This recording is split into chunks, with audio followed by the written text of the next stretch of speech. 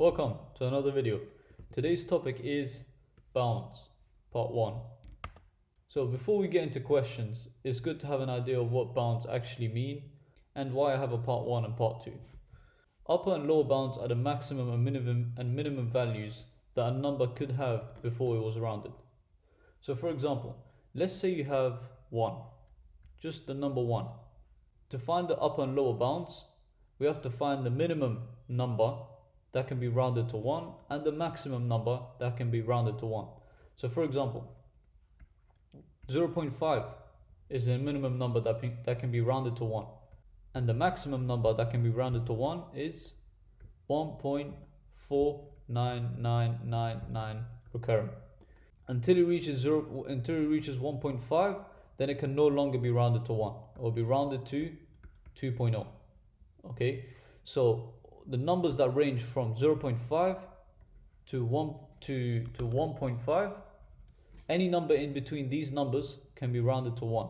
So this includes 0.6, 0.7, 0.8, 0.9, 1, 1.1, 1.2, 1.3, 1.4. All these numbers can be rounded to 1.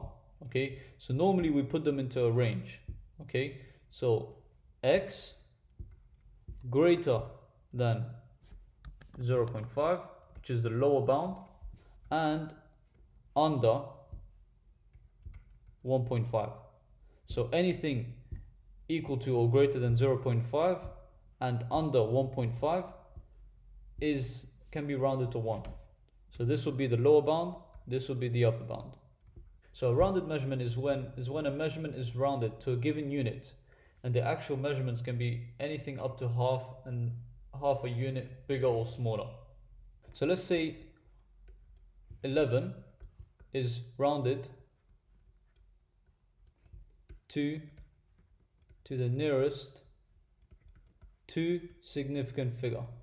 Okay, so it's rounded to the nearest 2 significant figure. So nearest unit 1 of 11. Now to find the upper and lower bounds quickly, you would add and subtract half the unit. So to find the lower bounds, you would do 11 minus 0.5. This is the unit. The unit is 1, okay? Because it's to the nearest 2 significant figures. So the nearest 1, not nearest 10, nearest 1. So the lower bound would be 11 minus half the unit. Okay, just like it says here, when a measurement is rounded to a given unit, the actual measurement can be anything up to half a unit bigger or smaller. So 11 minus 0.5, which is 10.5, that would be your lower bound, and the upper bound would be 11 plus half the unit, 0.5, which is 11.5. Then you'd automatically have your lower bound and your upper bound. Then you can straight away put that into a range. So 10.5 x and 11.5. And this would be your range of values which would round up to 11. So question 1. Amanda weighs 45 kilograms. To the nearest kilogram. Okay, nearest kilogram.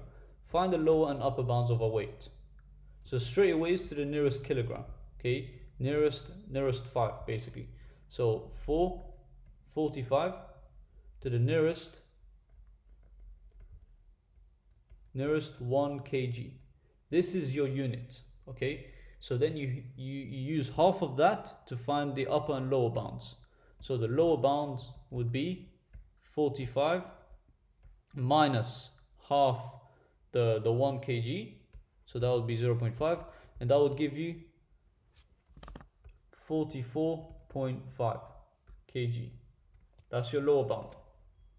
Your upper bound would be 45 plus 0.5. This is your unit. So you halve the unit, just like we did with lower bound, and that would give you 45.5 kg. That's your lower bound, and this is your upper bound.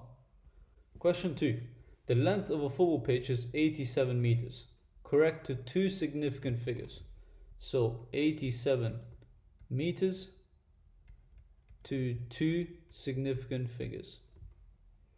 Find the lower and upper bounds of the length of the football pitch. So the lower bound would be 87 minus 0.5, since it's to the nearest unit, not 10, unit, minus 0.5, and that would be 86.5. The upper bound would be 87 plus 0.5, that would give you 87.5. Both are meters.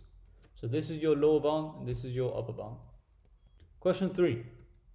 Now this is a bit trickier. C equals A times B. A is correct to one decimal place and B is rounded to the nearest whole number. Find the lower and upper bounds of C to three significant figures. Now to find the upper and lower bounds of C, we have to use the upper and lower bounds of A and B, because C equals A times B. To find the lower bounds of C, you have to use the upper and lower bounds of A and B.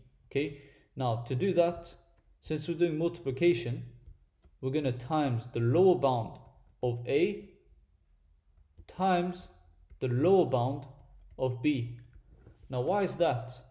Because that would give you the lowest number C could possibly be. To find the upper bound of C, you would do upper bound of A times the upper bound of B. To find the highest number C can be, you have to use the highest number A and B can be, which is the upper bounds of A and B. This might seem a bit complicated, but it's really that simple. So for example, let's say A and B have two values. Okay, this is just an example. Okay, let's say A is 1 and 2 and B has 3 and 4. Okay, these are two values of A, these are two values of B. C equals A times B, just like in this question. You want to find the highest value of C. Like, what is the highest number C can be? Would it be 1 times 3 or 2 times 4? Of course, it would be 2 times 4. So you got the highest number of B and the highest number of A to work out the highest number of C. And you do the opposite, of course, to find the lowest number of C. Now back to the question. You would need to find the upper and lower bounds of A and B before you do any of this, okay? So the lower bound of A would be 12.2. This is to the nearest first decimal place. So first decimal place is 0.1 and half of that is 0.05. So you do 12.2 minus 0.05, which would give you 12.15. This would be a lower bound for A. The upper bound for A, would be 12.2 plus 0.05, which will give you 12.25. Now for B, to find the lower bounds of B is rounded to the nearest whole number. Okay, nearest whole number. So 1 over 2 is 0.5. Okay, nearest whole number. So you have to halve the unit. A unit is 1, so 1 over 2 is 0.5. So 30 minus 0.5 equals 29.5. And so that would be the lower bound of B. And the upper bound of B would be 30 plus 0.5, which will give you 30.5. So now you have the upper and lower bounds of both A and B. To find the lower bound of C, you times the lower bound of A. So lower bound. Actually, let me just change colors. So to find the lower bound of C, you times the lower bound of A times the lower bound of B. So that would be 12.15 times 29.5. And that is, using my calculator, 358.425. And the upper bound of C would be the upper bound of A, which is 12.25, times the upper bound of B, which is 30.5.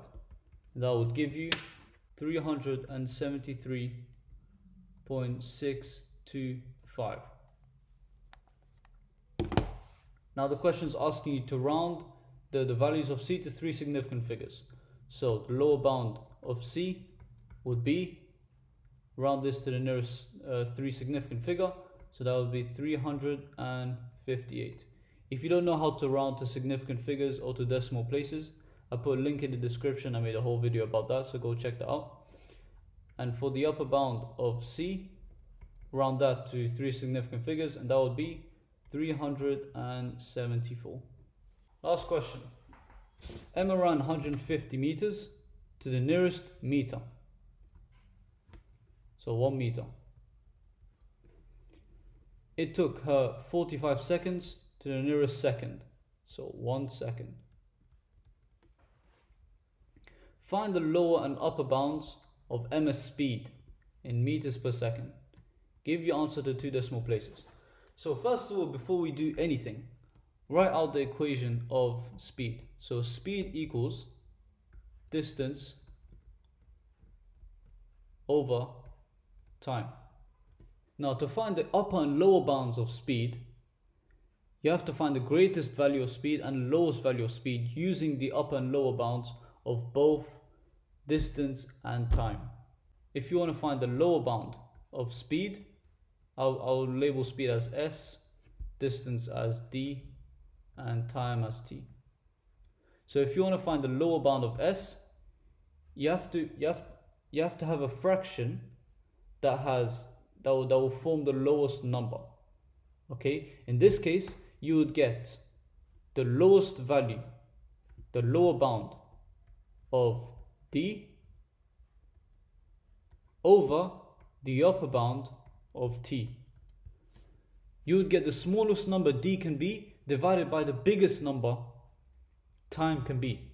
Okay, so for example, let's say you have 100 over 10, 10 over 10, and 1 over 10. Which one of these fractions would give you the lowest number? This one. So the numerator is the smallest. Now if you changed only the denominator, so 10, 100, and 100 and 1000. Which one of these fractions would be the smallest? This one. So this shows that you need the biggest denominator and the smallest numerator to have the smallest number. So we apply this rule or this fact onto our question. So when calculating this, so that means you need the lower bound of the distance and the upper bound of time to find the lower bound of speed. To find the upper bound of speed, it's the opposite. So you need the upper bound of D over the lower bound of T, since of course the biggest numerator over the smallest denominator would form the biggest number. In order to do this, you need to find the lower bounds and upper bounds of distance and time. Lower bounds of the distance equals 150 meters minus 1 meter over half of 1 meter is 0.5. Okay, so 150 minus 0.5, which will give you 149.5. That will be the lower bound of the distance, 149.5 meters. The upper bound of the distance is 150 plus 0.5, which is 150.5 meters. That's the upper bound of D. Now the lower bound of time, you do 45 seconds minus, in this case it's rounded to the nearest second, so 1 second divided by 2 is 0.5, so 0.5 as well. So 45 minus 0.5, which will give you 44.5. And the upper bound of t is 45 plus 0.5, which will give you 45.5. Both are seconds. So now that we have the lower bounds and the upper bounds of both distance and time, we use them, plot them in our equation. Okay, here are both of our equations, the lower bound of speed and the upper bound of speed. We plot them in our equation and we get the upper bound and lower bound of speed. So we'll do that now. To find the lower bound of speed, you need the lower bound of the distance, which is 149.5. So 149.5 over the upper bound of time, which is 45.5. This would give you 3.29 to the nearest 2 decimal place. The question is asking you to put it to the nearest 2 decimal place. So, and I did that automatically from my calculator. Okay, now the upper bound of speed would be the upper bound of distance, which is 150. So 150.5 over the lower bound of time, which is 44.5. So 44.5. This would equal to 3.38 meters per second. Anyways, thank you guys for watching. Hope this was helpful. And yeah, see you in the next video.